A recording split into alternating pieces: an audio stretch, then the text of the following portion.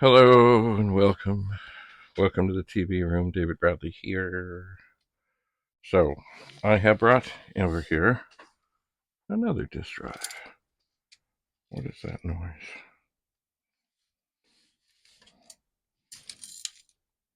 I hear things. This is not necessarily good. Oh, there are some screws inside. Interesting, or at least one. Anything else? I don't know. Alright. So this drive was exhibiting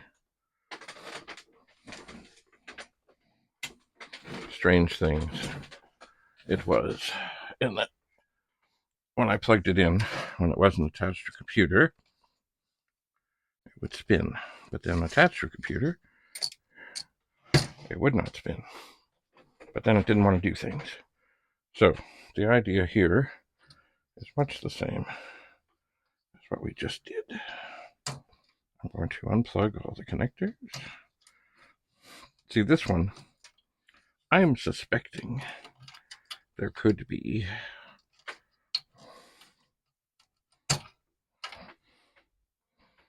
some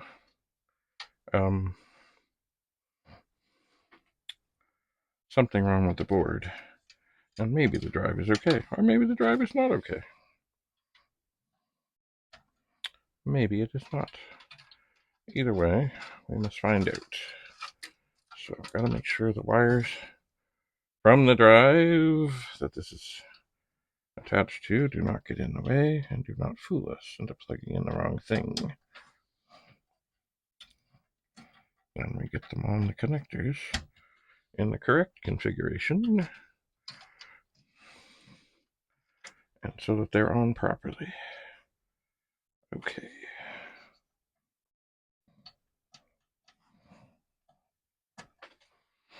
All right. One more.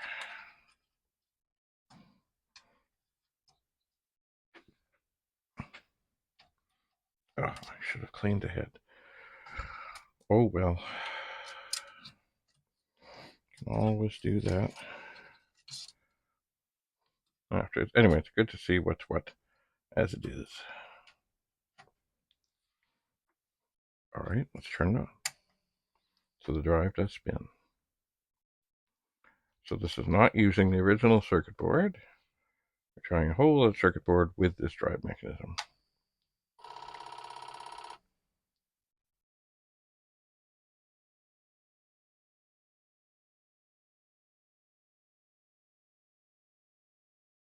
And it's spinning. And it does seem to be formatting.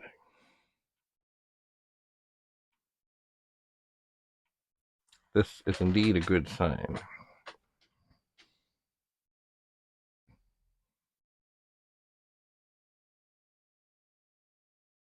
It certainly wouldn't do that before. It would not. Remember, the circuit board is not connected. We're all running off this one.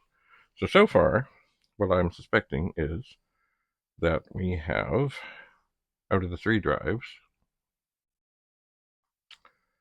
we have 3 good power supplies, because, I can't remember. I'm sure it's happened, but I can't remember a 1541 power supply ever going bad. But it's possible. Anyway, that we have 3 good power supplies, 2 good boards, and potentially 2 good drive mechanisms. That is what I am thinking at this time. Okay. And now, let's do this. And what is that doing? Well, that is just making the drive initialize over and over and over and over and over and over and over and over and over and over and over and over and over. Now I could. It's fine.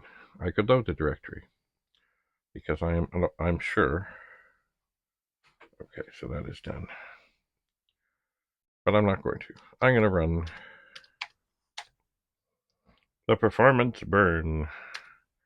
And we'll do it once.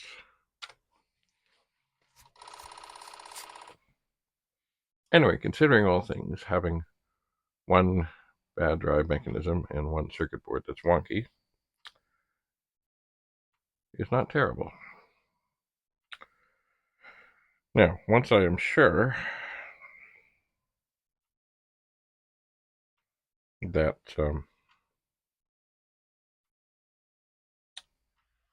this drive mechanism is in fact working, I will perhaps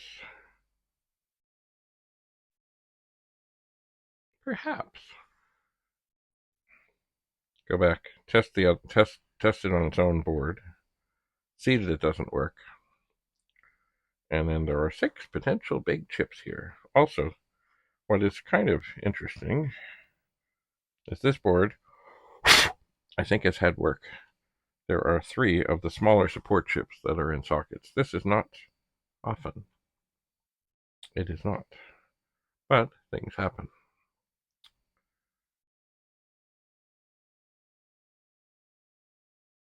So we'll see.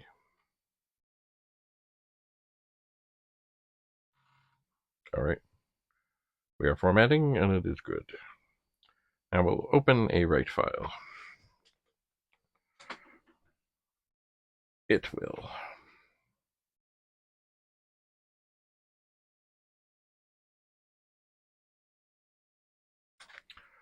And it will write data to the disk. How exciting is that?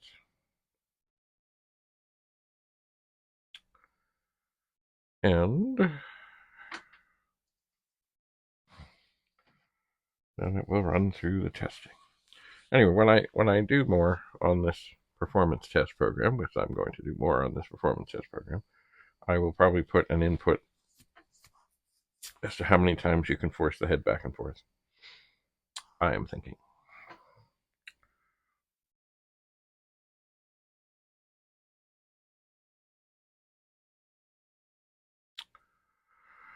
And as I look around here, I say, oh yeah, I still have to get stuff out of the car.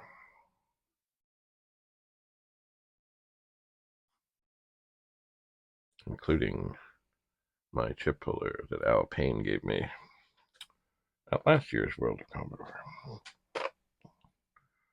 All right. Let's just see here. Can we find an acceptable substitute? Well, not really there.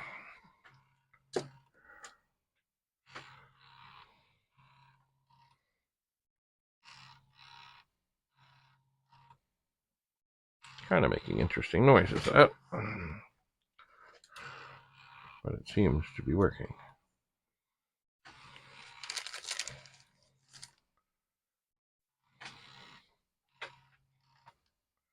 I did have...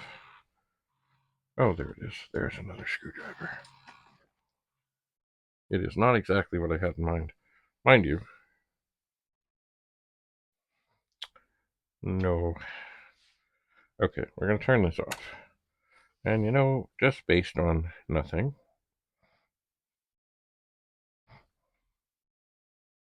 I'm going to go and try, if I can,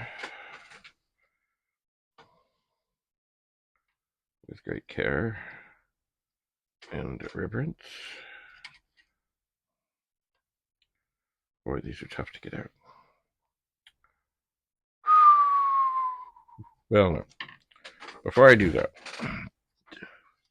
I know the drive mechanism is working.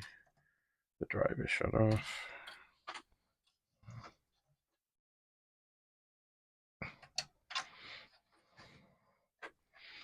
Oh.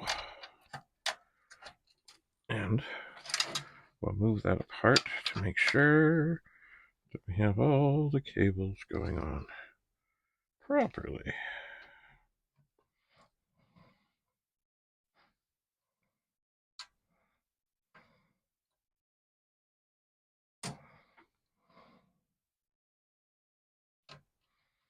Right, there's the LED.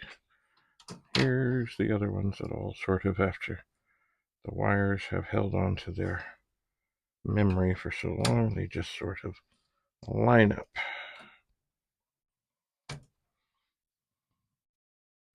They do. All right, so the drive is off. We will unplug the serial cable, unplug the power cable, and go and put, actually, you know what, we're going to do power first. I want to see if I remember rightly, this one, when I turn it on, well, it didn't spin. I think before this one was spinning. I thought it was. I could be wrong. Well, let's try something here. Open 15, 8, 15, quote, I0, quote, close 15. Of course it is, because the program didn't close it. All right, it's device 9.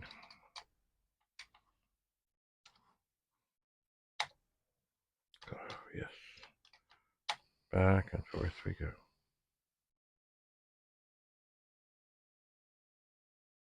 Oh.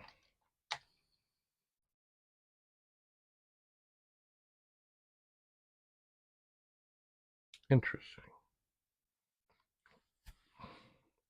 That's another thing I think I will do when I alter this program. I'll make it so that it will run on various device numbers. All right, well,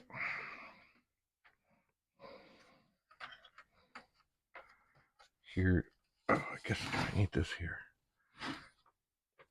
I guess I probably don't. Okay, so, working drive. All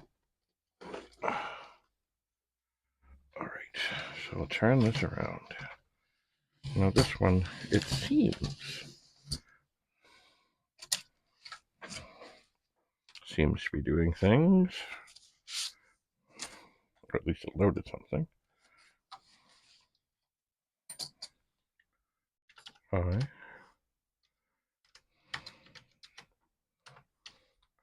try and load the directory. Okay, it did not.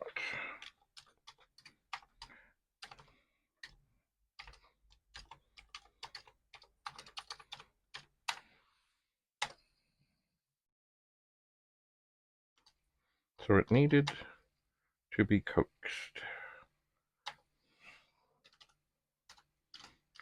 That happens. Okay, so we're going to load device change, comma 9.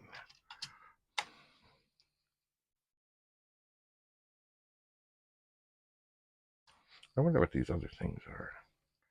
Okay, we're going to run. We've got that drive. We're going from device 9 to device 8. And it is done. Now, we're going to take that disk out. And we're going to take this disk in. And we're going to load P *, comma 8. And that is the version of the perform. Oh, it's not happening. Open 15, comma 8, comma 15, comma quote I0, quote, colon, close 15. Of course it is. The file's open. Now, okay. It loaded. It's funny. Uh-oh, it's fighting.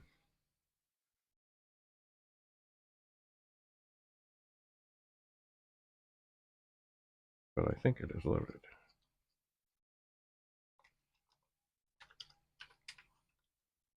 And indeed, it has. So this just needs to come out and go away.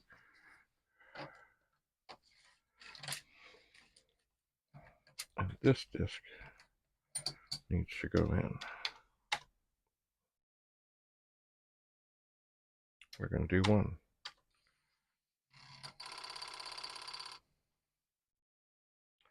The unit is bombing. Well, you know what? This drive, it does seem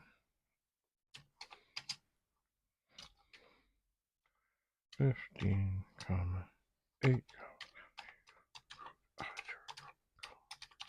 It does seem that this drive needs the initialization thing. We're going to do one.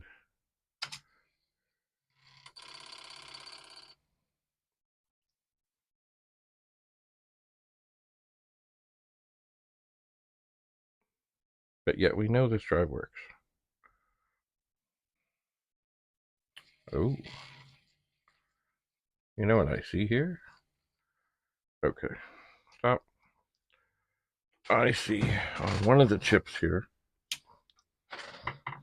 it's a 6522. Surprised I didn't notice this before. Oh man, these are hard to get out. But I'm going to do it. There is a significant, it is off.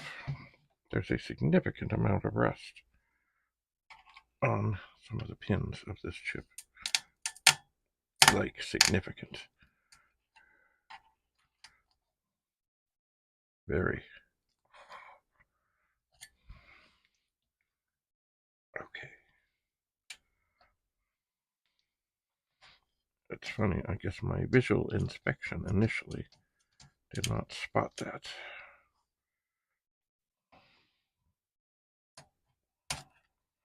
That can indeed cause trouble, like big trouble. Like, I'm going to hold this up there.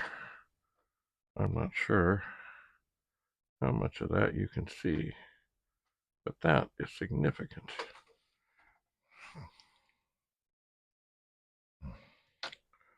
So immediately, if not sooner, and I see there's corrosion inside the socket, I'm going to spray this with deoxit.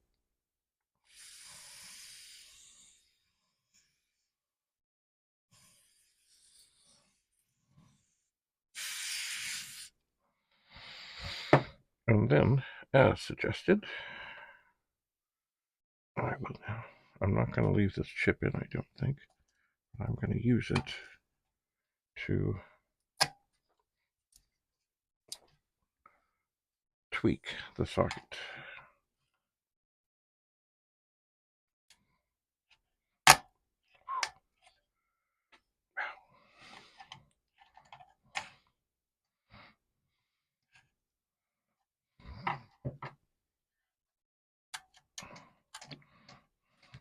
Let's remember, there's not a whole lot of power going through these things. So something like rust would not be good. Corrosion would not be good. All right, I'm going to take this pencil eraser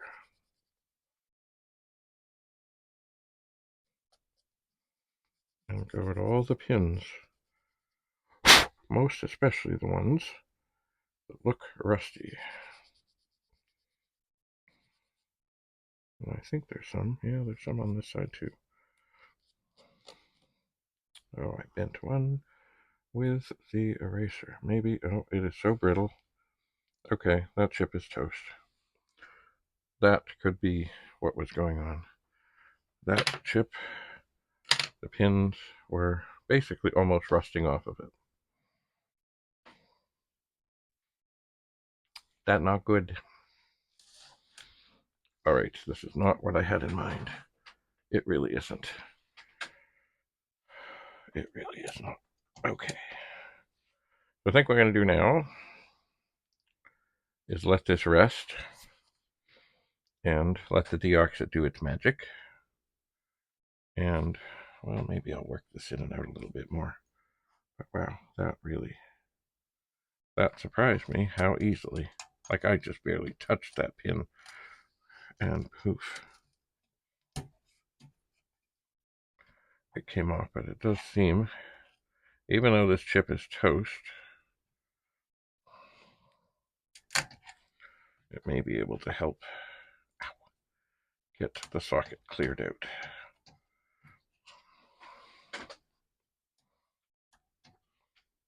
It might. Alright, well that is enough for now. Let's see. I guess what I'll do next time is think about stealing another chip and trying it. So thanks for coming. We'll see you again soon. Bye for now.